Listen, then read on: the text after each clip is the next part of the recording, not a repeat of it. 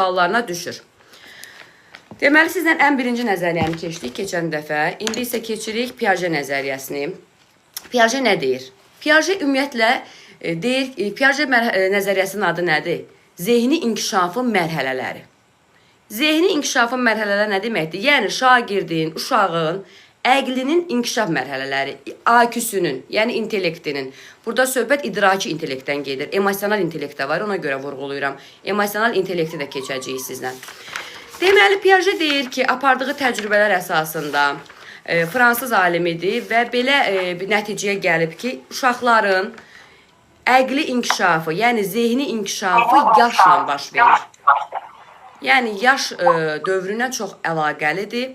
Onun apardığı təcrübələr belə bir nəticəyə gəlib ki, uşaqlar yaşa görə inkişaf edir. Yəni, hər yaşda onların zehni başqa müxtəlif mərhələlərdən keçir və ona görə də bu mərhələni 4 yerə bölübdür. Birinci mərhələ hissi-hərəki mərhələdir. Hissi-hərəki mərhələdə uşaq doğulandan 2 yaşa qədər, yəni körpəlik dövrüdür. Burada ancaq açar sözlər nədir? Hisslər və reflekslərlə öyrənir, əşyalarla manipulyasiya edir. Əşyanın dözümlülüyü, daimiliyi məsələsi burada var. Yəni, bu nə deməkdir? Uşaq əşyanı atır. Biz elə bilirik ki, kiçik yaşlı uşaq əşyanı atır, sonra bizdən onu istəyir. Biz elə bilirik ki, bizdən oynamağa çalışır. Amma o, deməli, o deməkdir ki, o uşaqlarda, belə deyək, 8-9 aylarında artıq əşyanın davamlılığı formalaşır. Amma ona qədər əşyanı gizlətsək, başa düşmür gizlətmişik. Yəni, çox dərinliyinə getmirəm. Əşyanın davamlılığı, ayrılıq təşvişi, sonra əşyalarla manipulyasiya, hisslər və reflekslər, bunu harada görürüksə hissi-hərəki mərhələdir. Yəni, 0-2 yaş arasında uşaqlara aiddir.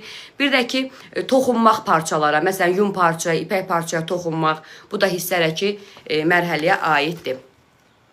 İkinci mərhələmiz ilkin əməli mərhələdir. İlkin əməli mərhələdə artıq uşaq 2 yaşından 7 yaş arasındadır. Buradan ən çox testlər nədən düşür? Egosentrizm var. Yəni, ancaq özünü məmnun etməyə çalışır. Başa düşür əslində böyükləri, ancaq özü tərəfindən baxır məsələyə, özünü məmnun etməyə çalışır.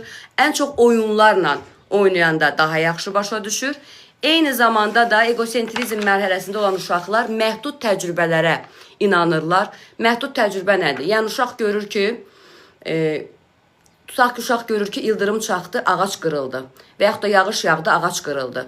Və yaxud da ki, it hürdü, quş uçdu. O məhdud təcrübədir də. Əslində biz bilirik ki, itin hürməyi ilə quşun uçmasının əlaqəsi yoxdur. Quş adi vaxtda da uça bilər. Amma məhdud təcrübələrinə güvənirlər. Yəni, gözlərlə gördüklərinə inanırlar. Ona görə ümumiləşdirmələr aparırlar. Onlar, belə deyək də, fikir vermişsinizsə o yaşda uşaqlar, 2-7 yaş arasında uşaqlar bərbərə gedəndə saçlarını qırxdıranda ağlayırlar. Niyə? Onlar qayçını ancaq kəsici alət kimi görürlər. Çünki gözlərlə görürlər ki, qayçı ilə biz nəsə iş görəndə kəsirik. Kəsici alət də ağrıdır. Axı biz uşaq vaxtdan deyirik ki, incidər sizi, uzaq durun, bıçaqdır, qayçıdır. Elə başa düşürlər ki, saçlarını kəsəndə də ağrıdacaq. Yəni, bu o deməkdir ki, məhdud təcrübələri var. Konkret əməli mərhələdə artıq məntiqi düşüncə işə düşür. 7-11, bəzi uşaqlarda 12 yaşda ola bilər. İndi baxır uşaqların inkişafında 1 yaş o tərəf bu tərəf ola bilər. Konkret əməli mərhələdə uşaqlar artıq zehni fəaliyyətləri daha yaxşı olur, daha yaxşı anlayırlar. Belə deyək də, abstrakt və hipotetik düşünmürlər, abstrakt hipotetik obrisindədir, yəni formal əməlidədir. Ancaq beynində bəzi sadə hesablamalar apara bilirlər. Məsələn, belə deyək də, ilkin əməlidə onlar bilirlər ki, heyvan itdir. Amma itin növlərini tanımırlar. Amma konkret əməlidə artıq itin neçə növü olduğunu da başa düşürlər. Konkret əməlidə induktiv düşüncə var. İnduktiv düşüncə nədir? Artıq məhdud təcrübədən yox, elmi təcrübələrindən ümumi bir nəticəyə gələ bilirlər. Konkret əməli mərhələdə uşaqlar, belə deyək də, mühakiməyə əsaslanan fikirlər formalaşdırırlar. Artıq əlləri ilə yox, hesablamaları, sadə hesablamaları zehinlərində, beyinlərində apara bilirlər. Ancaq burada ən çox müəllimləri nə ilə, testlərdə müəllimlər nə ilə çalışırlar? Abstrakt düşünə bilmirlər, hipotetik düşünə bilmirlər, deduktiv düşünə bilmirlər. Bu olacaq ən axırıncıda, yəni 11-12 yaşlarından başlayıb yetkinlik yaşına qədər bitir, 16-17 yaşlarda bitir. Burada artıq şagirdin zehni inkişafı tam olaraq oturur, zehni əqli inkişafı tam belə deyək formalaşır. Artıq hipotetik düşünə bilirlər, abstrakt düşünə bilirlər, deduktiv mühakimə yürüdə bilirlər. Artıq provokativ və mübahisəli suallara cavab axtarmağa çalışırlar və s.